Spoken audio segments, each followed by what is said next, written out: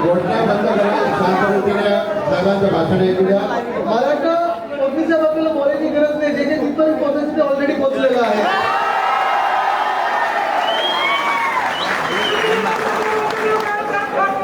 मला आता येताना काही प्रेस मंत्री मधले सगळे मित्र विचारत होते की अदितीजी कसं वाटतंय, तुम्हाला राग आला आहे, दुःख वाटतंय, कसं वाटतंय?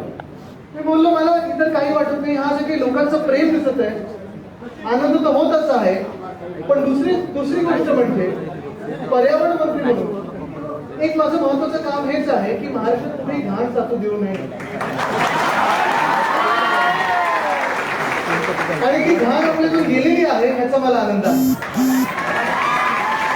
हे असे कुटुंबातील लोकांना कशाला हवेत, पण जे काही चित्र मी बघत आहे कालपासून मेळावे सुरू केलेलेच आहेत, पण गेले 2-3 दिवस म्हणजे 20 जूनला जरा तरी शांत व्हा, सगळ्यांनी जरा शांत व्हा.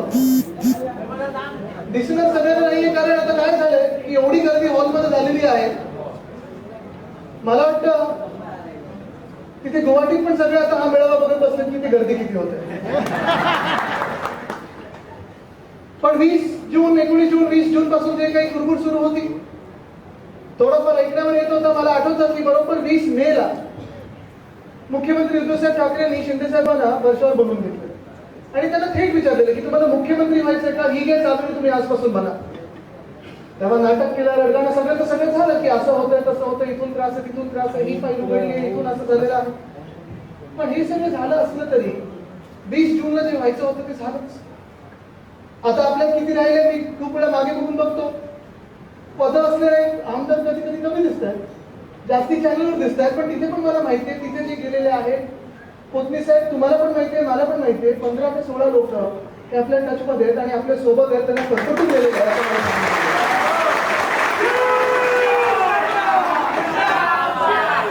पण जे बंडखोर आहेत, जे फुटीरवादी आहेत, त्यांना माफी नाही, त्यांना क्षमा करणार नाही महाराष्ट्र, हे आपण शपथ घेऊन पुढे निघालेलो आहे. आणि आता तिथपासून बघायला येते आपल्याला काही पत्रकार आपल्याला व्हिडिओ फिरत आहेत. काल तर एक भयानक व्हिडिओ फिरत होता, तुम्ही बघितलं असेल कसं तो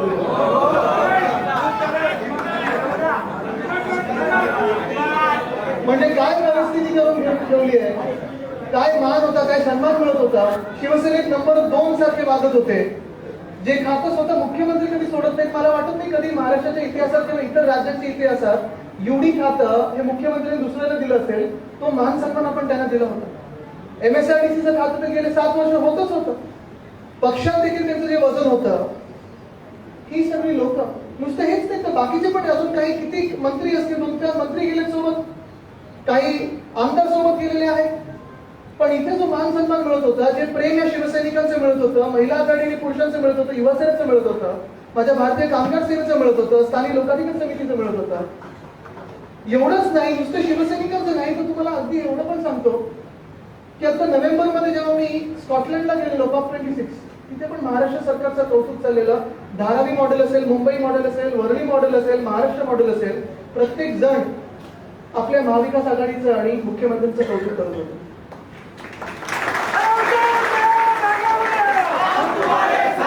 काल परवाकडे जेव्हा मी डॅवॉसला गेलेलो तिथे महाराष्ट्रासाठी 80,000 कोटीचे करार करून आलेलो आहोत. म्हणजे स्वतःसाठी नाही, स्वतःला विकलं नाही, विकणार पण नाही. मी काही IPL मधला खेळाडू नाही जे असे बोली लावून स्वतः पळून गेलेले आहेत. ह्या फुटीरवाद्यांसारखं आपण कोणीच नाही. कोणी आहे का इथे? कारण आपले दरवाजे खुले आहेत. ज्यांना जायचं त्यांच्यासाठी पण खुले, ज्यांना यायचं आहे त्यांच्यासाठी पण अजूनही दरवाजे खुले आहेत. पण कोणासाठी? त्यांच्यातून जे चांगले आहेत, जे आपल्यातले आहेत, जे अजूनही आपल्याशी मनाने, हृदयाने, मनाने जुळलेले आहेत, त्यांच्यासाठी आहेत. ते स्वतःला विकून गेले आणि दुसऱ्यांना विकत घेण्याचा प्रयत्न केला, त्याच्यासाठी दरवाजे कदापि खुले नाही आहेत. आणि फक्त शिवसेनेचे म्हणत नाही की महाराष्ट्राचे दरवाजे आता बंद झालेले आहेत. पण तिथे देखील डॅवॉसमध्ये पण या महाविकास आघाडीचं आणि मुख्यमंत्री महोदयांचं आपल्या सर्वांचं कौतुक झालं. जे काही आपण कौतुक बघत आहात, जे काही सर्वे यायचे, जी काही चर्चा व्हायची, जो काही मान सन्मान, माझा सांगण्याचा हेतू हाच आहे की जसा काल तो एक व्हिडिओ फिरताना बघितला तसा मला वाटतं 2-4 दिवसापूर्वी सुरतवरून गुवाहाटीला जातानाचे व्हिडिओ बघा तुम्ही. मला वाटतं आपणच चालवले पत्रकारांनी इथे. वेगळे वेगळे न्यूज चॅनल चालू आहेत, प्रत्येक आमदाराला मान पकडलेले आहे, दोन्ही हात पकडलेले आहेत आणि अक्षरशः कैद्यांसारखे परपटत नेत आहेत एका दोनावर दुसरीकडे. हे मान्य आहे तुम्हाला चित्र? मला हे त्यांना पण विचारायचं आहे, हे त्यांना देखील मान्य आहे का की त्यांना पण असं सांगितलेलं का की तुम्ही बंड करा आणि तुम्हाला कैदी करतो, हे असं सांगितलेलं का? म्हणजे पोलिसांनी हे खरोखर प्रत्येक मुलाचा मी विचार करतो, गेले 2-3 दिवस म्हणजे असं वेगवेगळे विचार डोळ्यासमोर येत असतात, तेव्हा मी हाच विचार करतो की आपण ह्यांच्यासाठी कमी नक्की केलं तरी का? कित्येक लोकांना आणि शिवसेनेची ही ताकदच आहे की सामान्य माणसाला असामान्य ताकद देण्याची आणि ओळख देण्याची ही ताकद आपली शिवसेनेची आहे. सिंधुदुर्ग सम्राट बाळासाहेब ठाकरेंची शिकवण आहे.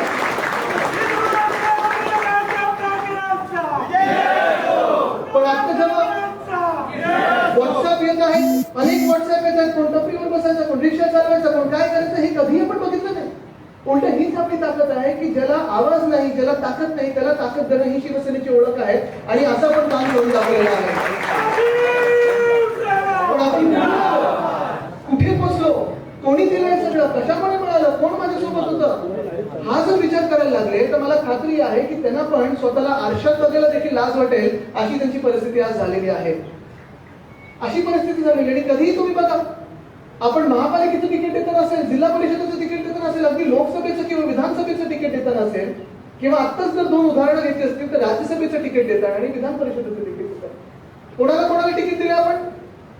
राज्यसभेसाठी संजय राऊत साहेब आपली जी तोफ आहे त्यांना एक तिकीट दिलं आपण. पण दुसरं तिकीट आपण आपले संजय पवार जे कोल्हापूर मधले सर्वसाधारण कार्यकर्ता आहे, एवढे वर्ष आपल्यासाठी लढत आले, त्यांना तिकीट दिलं आणि त्यांना पाडायचं काम या फुटीरवादी आपल्या आमदारांनी केलेलं आहे.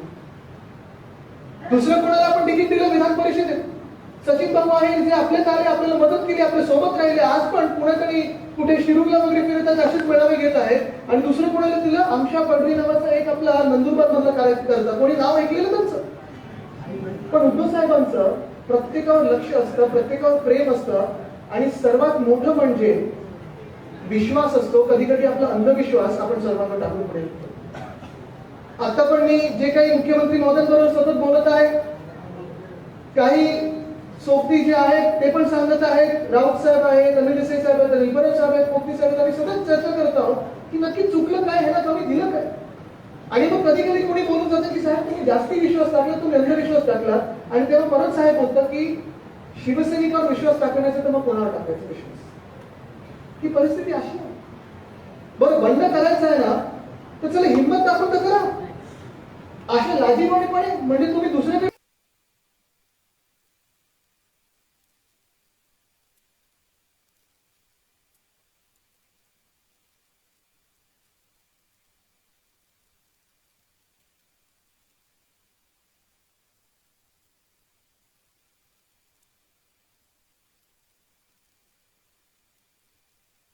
एक तर मी काल पण हे बोललो आणि आज पण बोलतोय की खूप बंड असे होत असतात जे विरोधी पक्षातून सत्ताधारी पक्षामध्ये जायला बंड होत असतात. आणि आधी आपण बघितले काही काही तर दिसत पण नाही, हाईट कमीच होत चालली त्यांची.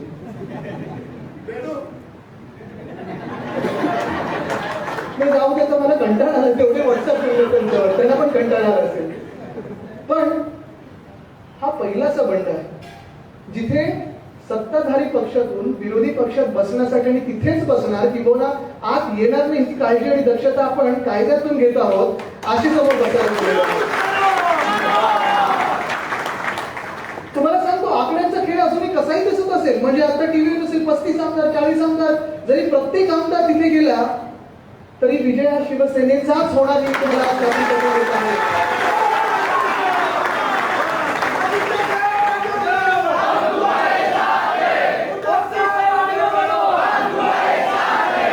उद्धव साहेबांनी मोह सोडलाय, जिद्द नाही, ताकद नाही.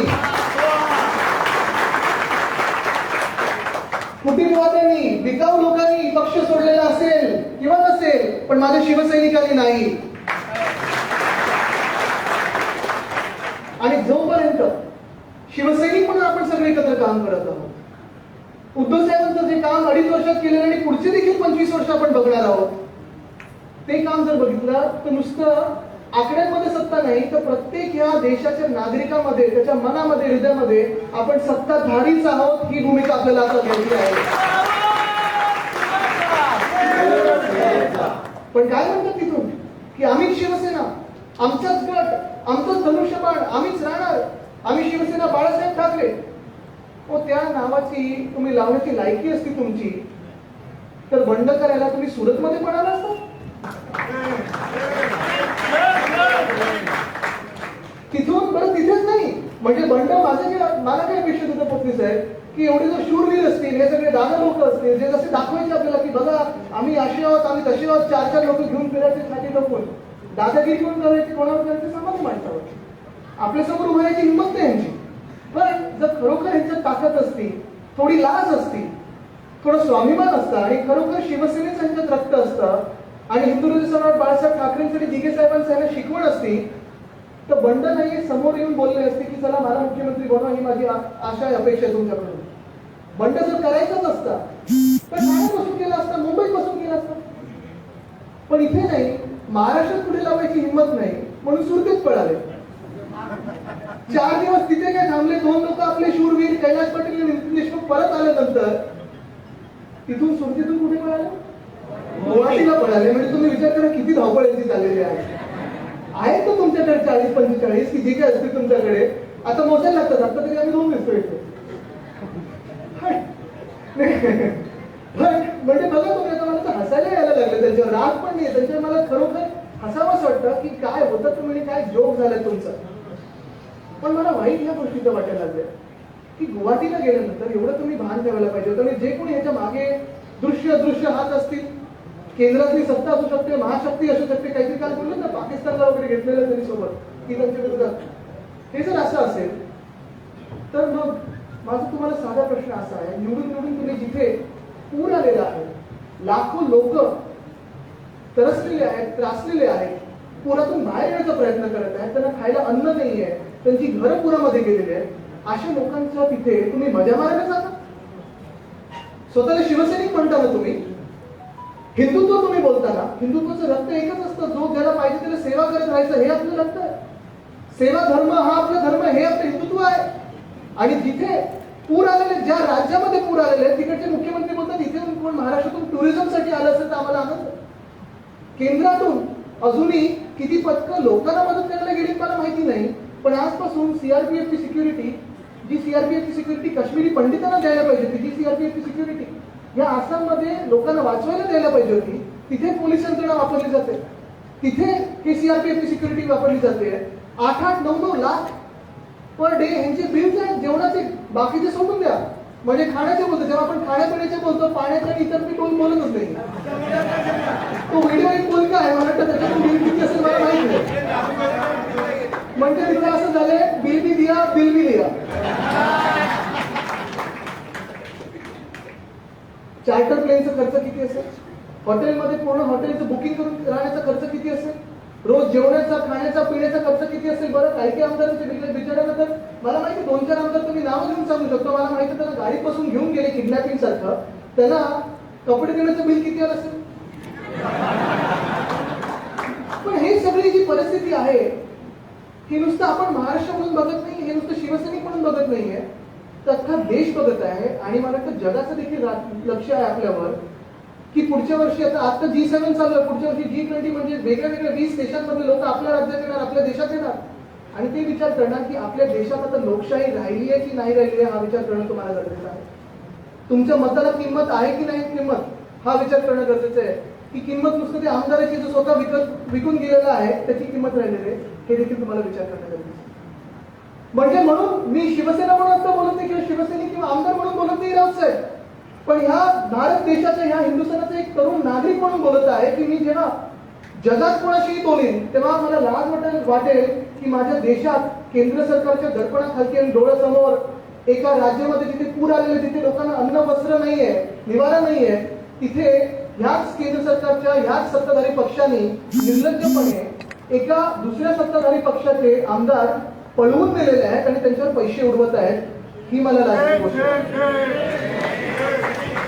काय उत्तर देणार आपण देश म्हणून जगाला की आपल्या देशात लोकशाही आहे की नाही, की आपण चायनाच्या वाटेला चाललेलो आहोत, की 1940 जर्मनीचा नाझिझम चाललेला आपल्या देशामध्ये, हा विचार आपल्याला करण्याची गरज आता आलेली आहे. तुम्ही विचार करताय की नाही मला माहिती. पण विचार करण्याची गरज आलेली आणि आज पण मी इथून सांगत आहे, जे फुटीरवादी आमदार आहेत त्यांना नाही, पण जे इथून काही माझ्यासारखे पहिल्यांदा जिंकून आलेले आमदार आहेत त्यांना सांगतोय मी, कारण मी पण जो जिंकून आलोय तो माझ्या चेहऱ्यामुळे नाही, माझ्या ओळखीमुळे नाही, माझी ओळख ही शिवसेना आहे, हिंदुत्व सम्राट बाळासाहेब ठाकरे आहे. आहे ना तुमच्यात एवढी हिंमत बंड करण्याची? आहे ना तुमच्यात हिंमत शिवसैनिक म्हणून स्वतःला बोलायची, चला आज राजीनामे द्या आणि समोर या, निवडणूक लढा आमच्या समोर, प्रत्येकाला पाडल्याशिवाय मी राहणार नाही, तुम्हाला सांगतो मी.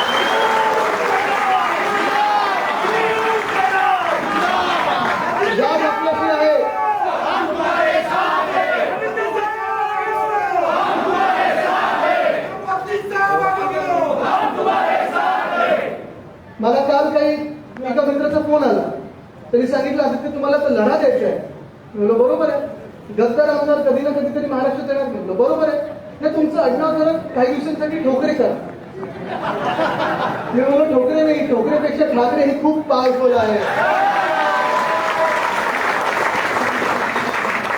फ्लोर टेस्ट आहेच ना, म्हणजे फ्लोर टेस्ट कधी ना कधीतरी होणारच आहे, पण त्या फ्लोर टेस्टच्या आधी पोहोचते साहेब एअरपोर्ट वरून रस्ता कुठून जातो?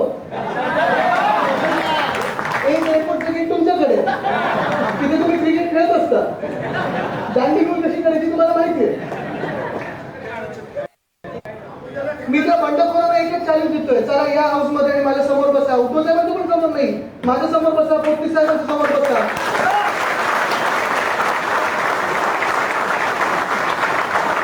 त्याच्यावर पुढे जातो मी, आम्ही काही करणार नाही. हाताची घडी ओठावर पोट, पण डोळ्यात डोळे घालून बघणार आहे आणि मी बोलणार आहे काय कमी केलं तुम्हाला सांगा, तुम्ही कोणाच्या नावावर जिंकून आला ते. प्रचाराच्या यांची टोचली निवडणूक बघून घ्यायची, तिकीट देताना यांची नाराजी काय असते ती बघून घ्यायची. आमदार झाल्यानंतर कोणालाही मी अजूनही तुम्हाला सांगतो, प्रत्येकाचा लेखाजोखा घ्या तुम्ही. जे आता सांगतायत ना की ह्या युतीमध्ये आम्हाला कमी फंड मिळाले, ह्या युतीमध्ये आमची गळचेपी होती, की हेच आमदार जे होते. एकाचा तर परत व्हिडिओ त्यांचे नेते आहेत त्यांनी कल्याणमध्ये राजीनामा दिलेला, ते पण माहिती आहे नाट्य काय झाले. आता तिथे गळचेपी होती, आता इथे गळचेपी होते. म्हणजे ज्याला महत्वाकांक्षी एवढे राक्षसी आहेत त्यांना गळचेपी कुठे येऊ शकते. पण पोते साहेब तुम्ही पण आमदार राहिलेला आहे वर्षानुवर्ष, महाराष्ट्र विधानसभेचे आपण पण विधान परिषदेत होता. ते दिवसांचे तुम्ही मला फंड सांगा की 15 वर्षात किती फंड मिळायचा आणि आता मुख्यमंत्री उद्धव साहेब झाले तर किती फंड मिळाले. अमाप पैसा मिळाला प्रत्येक मतदारसंघामध्ये. आणि ठीक आहे, पैसा तुम्हाला मंत्र्यांच्या मार्फत येतो, त्याच्या खात्यातून येत असतो, तिथून फंड येत असतो, पण आम्ही जे काही फंड देतो हे आम्ही उपकार नाही करत. हे लोकांच्या कामासाठी आपण जनतेचा पैसा देत असतो. हा स्वतःला विकून घ्यायला आणि विकून द्यायला पैसा नसतो, ही लोकांची काम आणि सेवा करण्याचा प्रश्न असतो आणि प्रयत्न असतो. हा प्रयत्न असतो. अनेकदा असं होत असतं की प्रसंग वेगळे वेगळे येत असतात. कधी ईडीची फाईल असेल, अजून काय काय असेल. 2-4 लोकांनी फोन करून सांगितलं की आम्ही लाचार झालो, आम्हाला काही पर्याय नव्हता, आता आम्ही तुमचेच आहोत. म्हणलं आता तुमचेच आहोत म्हणजे तिथे जाऊन काय बोलणार. पण दुःख काही गोष्टींचं मला अजूनही वाटतं, कारण अजूनही मला विश्वास बसत नाही की प्रकाश तुम्हीसारखा माणूस तिथे गेला असेल, मनाने तरी गेला असेल. पोते साहेब तो माझ्या ऑफिसमध्ये रोज बसायचा, प्रत्येक काम त्यांचं मी केलेलं आहे. रस्त्याचं काम असेल, फुटपाथचं काम असेल, एसआरएचं काम असेल, फॉरेस्टचं काम असेल, थेट मला मेसेज करायचे आणि सांगायचे आदित्य दादा हे काम करायचं, आणि मी सांगायचं डन केलं, उद्या बघा. कुठेही खोटं काम केलं नाही. रस्त्याचं काम असेल, मी प्रत्येक ठिकाणी उद्घाटन करून आलेलो आहे. दिलीप मामा लांडे असेल, परवाकडे तर तो ते हातात हात माझ्या वर्षात घेऊन रडलेले असतात. नाही पण परवाकडे हातात हात घेऊन रडलेला माणूस जाऊ कसं शकतो.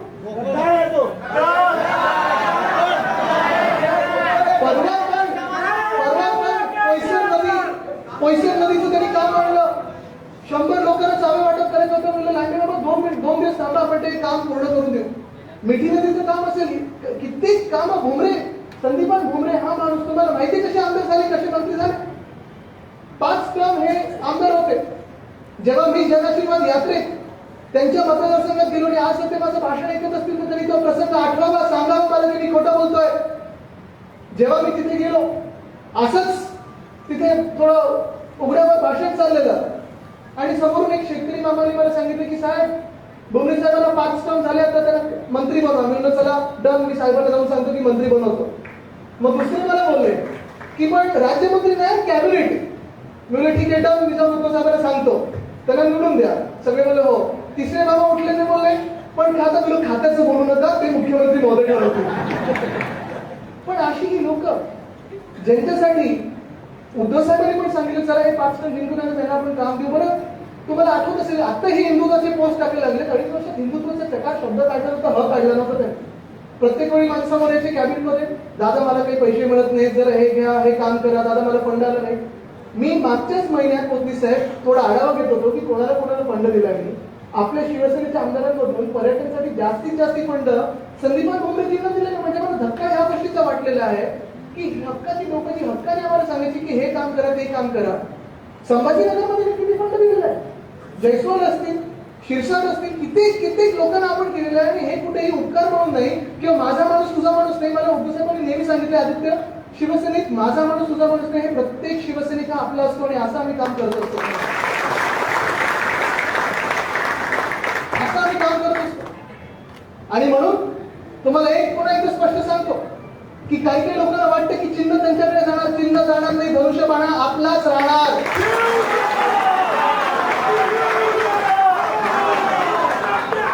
शिवसेना पक्ष आणि पक्षावरचं प्रेम हे आपलंच राहणार. आणि तिसरी गोष्ट तुम्हाला सर्वात महत्त्वाची सांगतो, जे काही फुटीरवादी तिथे गेलेले आहेत त्यांना वाटते गटवीत बनू शकतात, हे खोटं बोलतायत. तुम्ही कुठच्याही वकिलाला जाऊन विचारा, माझं तुमचं चॅलेंज आहे, तुम्हाला चॅलेंज देतो मी. यांना 2च पर्याय, एक तर प्रहारमध्ये विलीन हो, नाही तर भाजपमध्ये विलीन हो. म्हणजे स्वतःची ओळख पुसून टाका. आमच्या समोर आज नाही तर उद्या हे डिस्क्वालिफाय होणार म्हणजे होणारच. आणि प्रत्येक मतदारसंघात जाऊन वाद घालणार.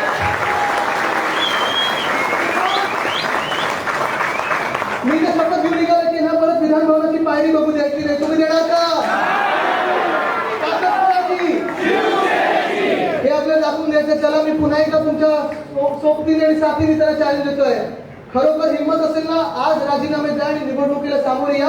आम्ही तुमच्या समोर उभे राहतो आणि प्रत्येकाला पाठवतो. धन्यवाद. जय हिंद.